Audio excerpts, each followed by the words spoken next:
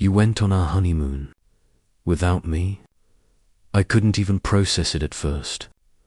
The words felt like they'd been thrown across the room, sharp and unrelenting. I, 28F, had been planning this day for months. At least, what I thought would be the perfect day. Our wedding.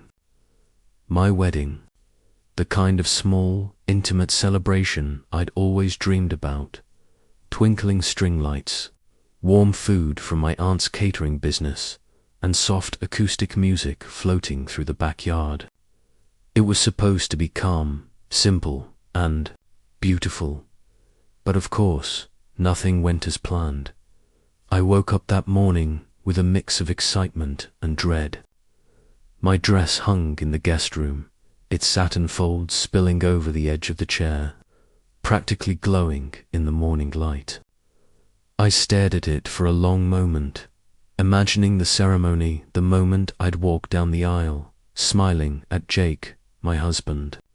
Or maybe not quite yet, since legally we'd signed the papers, but emotionally, I still had to get through the chaos.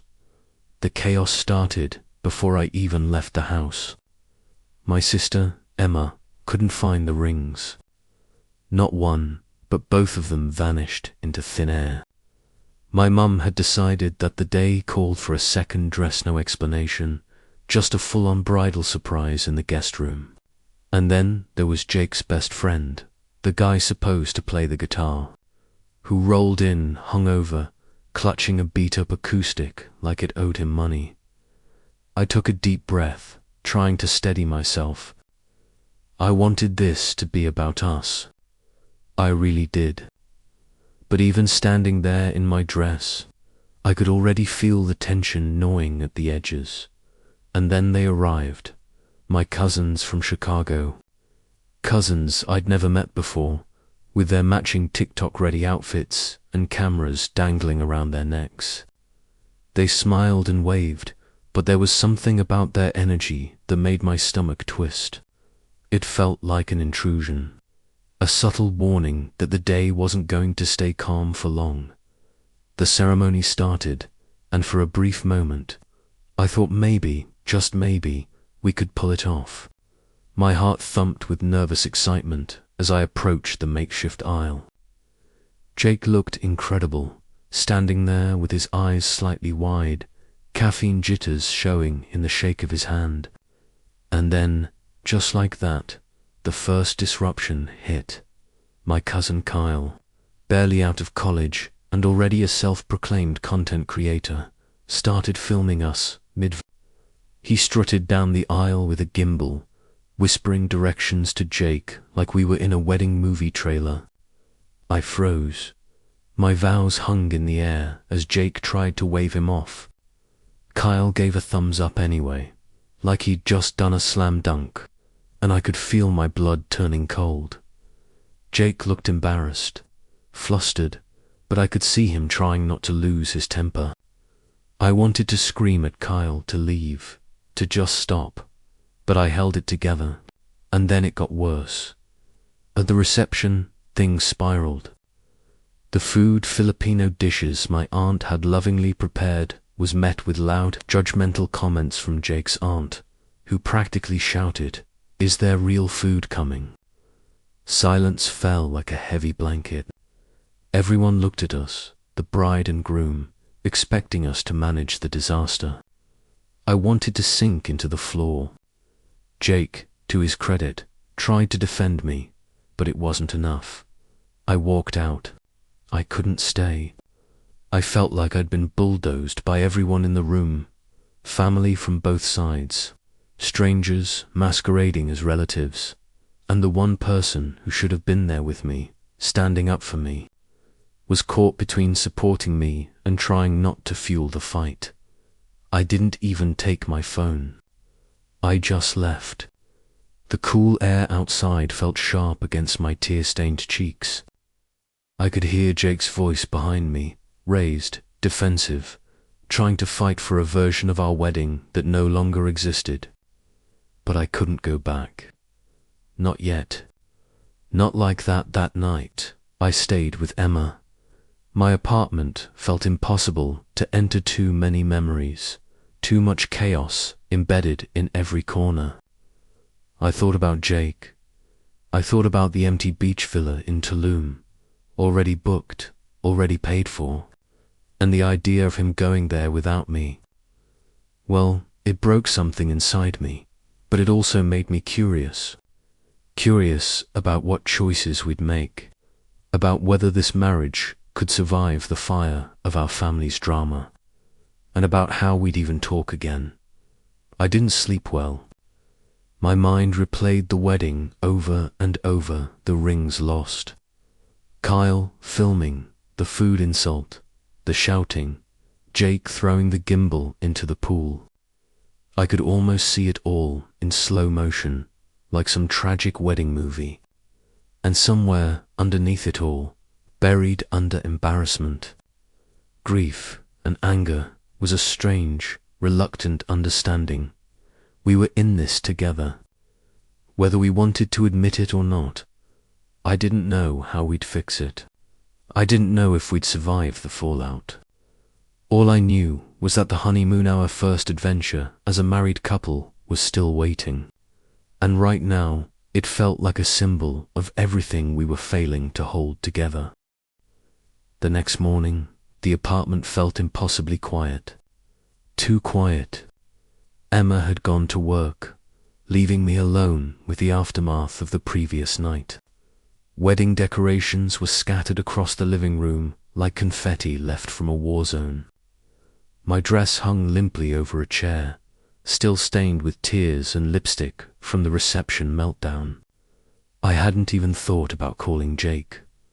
I wasn't sure I could, but of course, he called, or more accurately, he texted, "I'm in Tulum, not trying to pressure you, just letting you know." I stared at the message, my phone trembling in my hand. How was he already there? The thought of him sipping margaritas on a beach I was supposed to be sharing, while I was left alone to clean up the wreckage of our wedding, made my chest tighten. My stomach churned. I wanted to be angry, I wanted to scream, but all I could feel was this strange, helpless ache. I scrolled through Instagram, and my worst fears were confirmed. Photos of him lounging in a hammock, sipping something tropical, posted by the hotel's official account. There he was, tan, relaxed, alone, while I was buried in chaos at home. And then I saw Atima had posted a story of her brunch with Jake's side of the family, laughing, smiling, captioned, "Healing, healing." I dropped my phone. Healing. Healing. I was the one who had been ambushed by screaming relatives, an out-of-control cousin with a gimbal and food insults from strangers masquerading as family. I was the one who had walked out mid-reception because I couldn't breathe in that room of chaos. And he had escaped, alone. I wanted to scream at him, to tell him he had no right.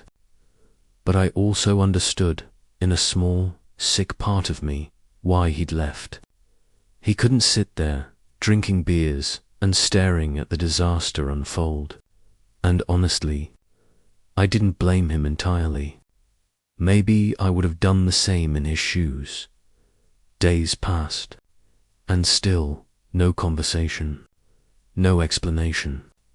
Just silence, punctuated by my obsessive scrolling through photos of his solo honeymoon. Every picture was a dagger. White sand, turquoise water, sunsets, cocktails, our honeymoon, lived without me. I kept imagining him there, alone in paradise, trying to make sense of the chaos we'd left behind. And then the guilt hit me. He wasn't just having fun. He was hurting, too, watching our wedding implode, defending my family, being criticized by mine. I realized that, in a strange way, we were both trapped in our own guilt and grief, just oceans apart. By day 3, I found myself pacing the apartment, thinking through everything that had gone wrong. The rings lost, The gimbal, the casserole comments, Kyle filming everything like it was some viral content, my mum crying over wildflowers, and Jake, trying to keep the peace while slowly losing control. I knew one thing: we had to talk, but not over text, not through Instagram stories. I needed to see him, look him in the eye, and figure out if this marriage was salvageable. Finally, the text came. One single, ominous line. We need to talk. My heart stopped. 5 days of torturous waiting condensed into those 4 words. I stared at the screen for what felt like hours, imagining every possible scenario, every argument, every apology that could come from him. I wanted to hate him, to blame him, but part of me just wanted to curl up in his arms and forget the world. I answered, shaking, "When and where?" 2 minutes later, his reply, "My sister's apartment tomorrow night, 7. I didn't know what to do. Clean up, dress up, show up, confident, or just walk away and spare myself another round of humiliation. I decided on neither. I cleaned the bathroom obsessively, bought new socks, tried to shave my legs and half my face before giving up, ate half a bowl of Chipotle, and prayed I wouldn't throw up on the way there. When I arrived at Emma's loft the next evening, I realized immediately this wasn't going to be a normal conversation. Jake was there, looking nervous, carrying a backpack as if he was about to be interrogated. My mum was there, my sister was there, and even before I could sit down, I could tell they had brought a list of grievances, accusations, and reminders of every failure from the wedding. I wanted to scream. I wanted to storm out. But mostly, I wanted to understand why he had gone to Tulum alone, why he had left me, why we were in this mess in the first place. Jake sat across from me, tense arms crossed, eyes flicking between my mum, my sister, and me. And then, the first words from my lips broke the dam. "You went on our honeymoon, without me." He looked at me, guilty, defensive, frustrated. And in that moment, I realized something. We were 2 people, raised by messy families, trying to navigate a disaster we never asked for, but maybe, just maybe, still trying to hold on to each other. I couldn't stop thinking about Tulum. Jake was there, on our honeymoon, alone, every day that passed. I pictured him lying in the hammock we had booked together, the ocean stretching endlessly behind him, the sun warming his shoulders, a frozen drink in hand. I hated it, yet I couldn't look away. Part of me wanted to be there with him, to share the waves, the sand, the sunsets we'd dreamed about. And yet, another part of me clenched my fists in anger. How dare he go alone? I imagined the villa, small but elegant, tucked between palm trees and the turquoise water. The welcome sign greeting him as Mr. and Mrs., hearts drawn in the corner, mocking him silently for not having me there. I could see him trying to play it cool, smiling at the staff, waving politely, trying to pretend everything was fine. But I knew him too well. That kind of fake composure never lasts. I pictured him eating overpriced shrimp tacos by the beach, watching couples dance barefoot while a guitarist serenaded them with soft love songs. I wanted to scream. How could he act like nothing had happened while the rest of the world, the wedding, our families, the chaos was still burning behind him? And yet, I also understood. I understood the need to escape, the desperate need to breathe without criticism, yelling, or judgment. Every night, I imagined him in the villa, sitting alone on the balcony with a drink, staring at the ocean, maybe crying, maybe laughing, maybe both. I imagined him thinking about me, about what had gone wrong, about how our day had exploded into a mess he couldn't control. And in that imagining, I felt a strange mix of sadness, guilt, and longing.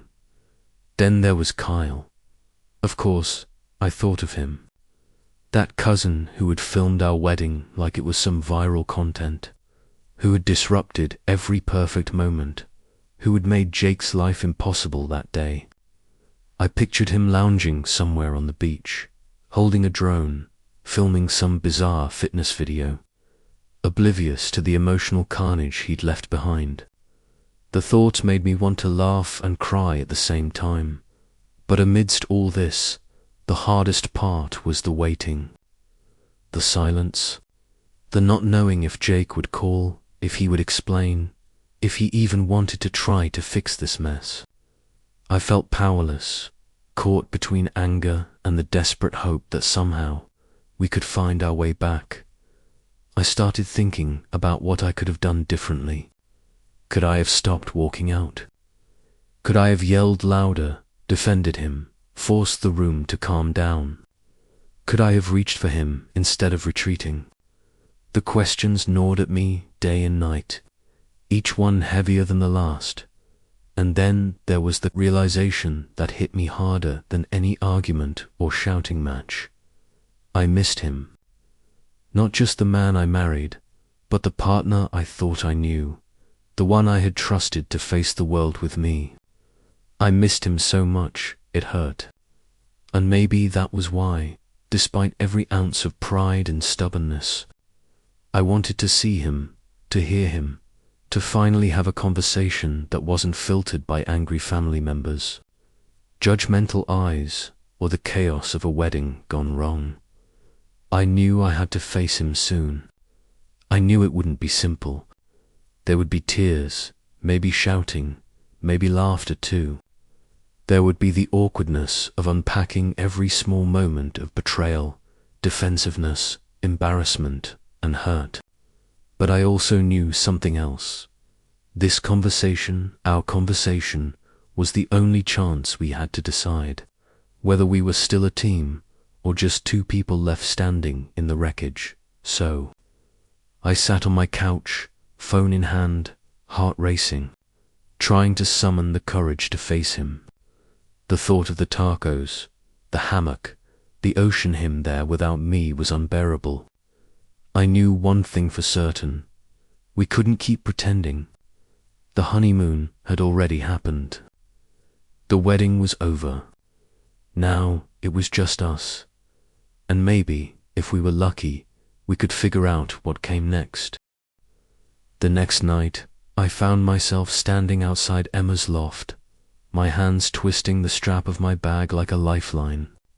My heart was hammering so hard, I thought it might escape my chest. The city lights blurred around me, reflections in puddles from the afternoon rain. But I couldn't see anything beyond the door in front of me. I took a deep breath and stepped inside. Jake was already there. Awkward, tense, looking like he wanted to disappear into the wall.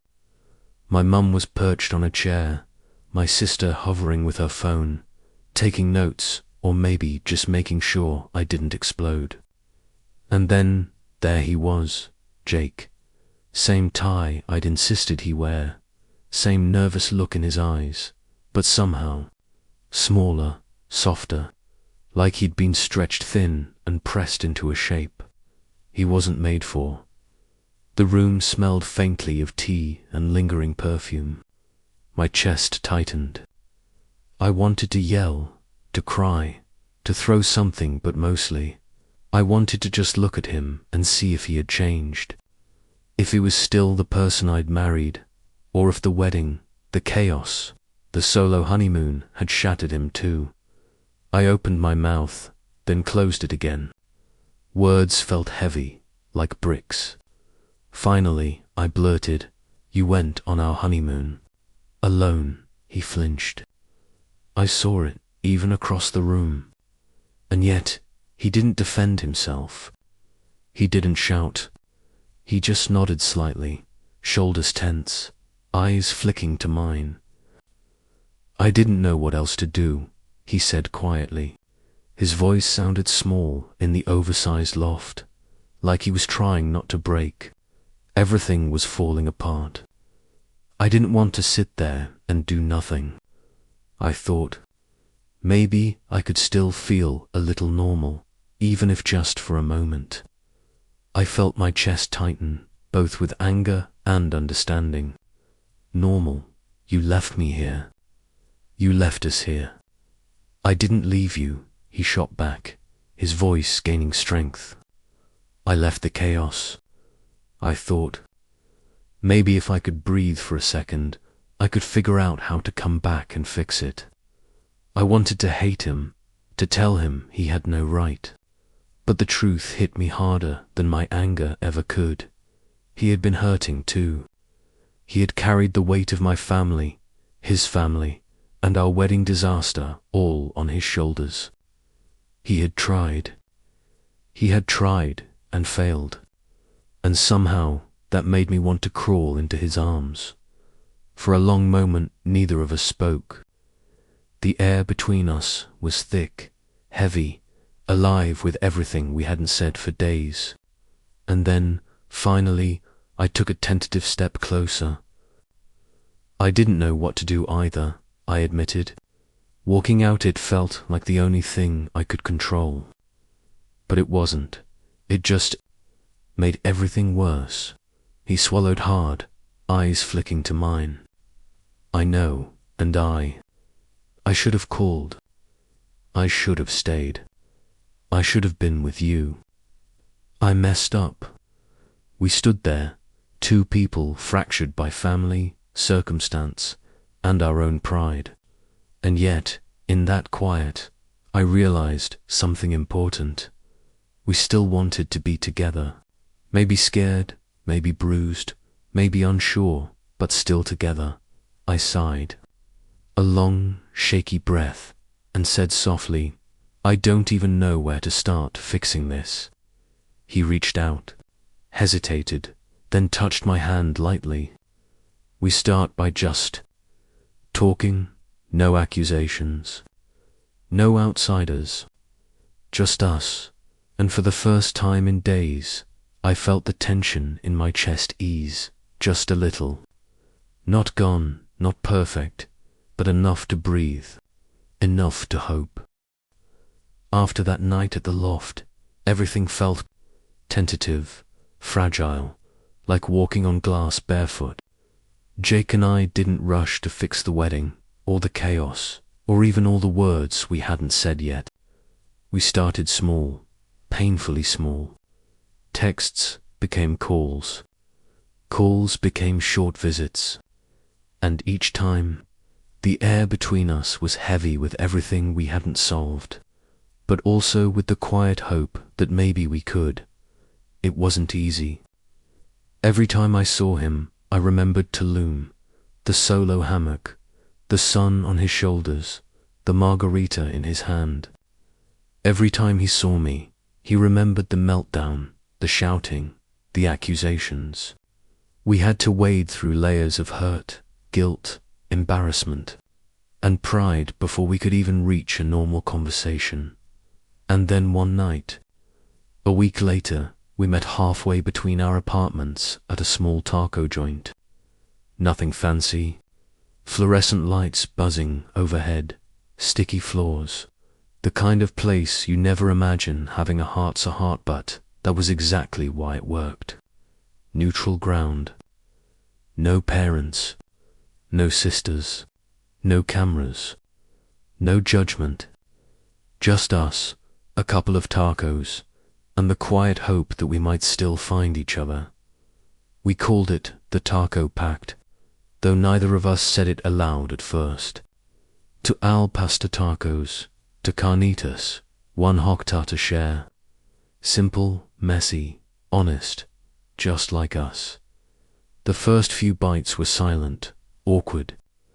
I kept expecting the conversation to spiral into blame or tears, but instead, we laughed, Small, nervous laughs at first, then real ones. He told me about the absurdity of being called a white raisin by his friend over FaceTime in Tulum. I told him about my own meltdown, over the brunch photos and Instagram captions, and somehow, in that chaos, we began to breathe together again.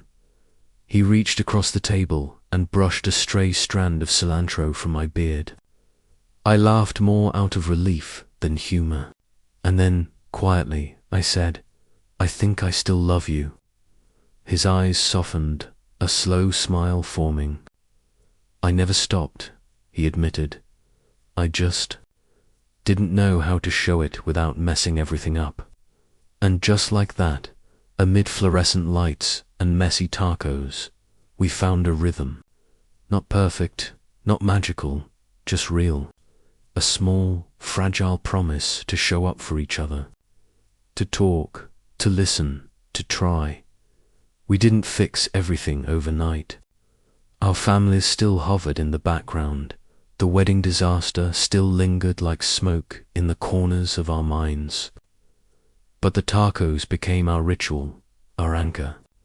Every week, rain or shine, good week or bad, we sat down and just ate, talked or didn't talk at all. Just being present, just showing up. In those moments, I realized love wasn't about perfection. It wasn't about grand gestures or flawless weddings or viral moments. Love was about presence, persistence, and sometimes messy tacos. Love was showing up again and again, even when it hurt, even when it scared you. And as I looked across the table at Jake, seeing the man I married and still loved, I knew one thing for certain: we were still here, still trying, still holding on. And maybe, just maybe, that was enough. 3 months later, life wasn't perfect, but it felt. Ours, the taco pact, became a ritual we couldn't miss. Every Tuesday night, we met at that same greasy, fluorescent-lit taco joint. Sometimes we talked about work, friends, or dreams. Sometimes we didn't say a word. Just eating, just showing up. That simple act reminded us that love wasn't about grand gestures or Instagram-perfect moments. Sit was about presence, effort, and patience. Jake and I had started couples therapy with Lynette. The sessions weren't magical, and they weren't easy. We argued, we cried, and sometimes we sat in silence, frustrated with ourselves. But slowly, step by step, we learned to recognize each other's patterns, to set boundaries, to speak without defensiveness, to listen without judgment. We were learning how to be a team without needing a blueprint, without trying to replicate someone else's idea of perfect marriage. Our families, well, that was another story. Some relationships healed, some stayed tense. But we learned to protect ourselves without burning bridges. I learned to speak up when my mom got too controlling. Jake learned to stand firm when his relatives tried to insert themselves. Together, we built a bubble around us where we could breathe, make mistakes, and still come back to each other. And Kyle? Yes, Kyle was still out there, somewhere, probably filming something absurd. But we'd agreed on one thing. No more family disasters captured on camera. No more chaos invited into our home. Boundaries were being set, slowly but surely. Most importantly, Jake and I had found each other again, through perfection. Not through drama, but through persistence. Through tacos. Through showing up. Through quiet acts of love that didn't need an audience or approval. We weren't magically fixed. We weren't perfect, but we were together, and for now, that was enough. And sometimes, when the week had been long and exhausting, I'd smile thinking about the small, absurd miracle that had saved us, 2 people, a taco joint, and the willingness to keep trying. Love wasn't glamorous. Love wasn't flawless, but it was real, and that was enough.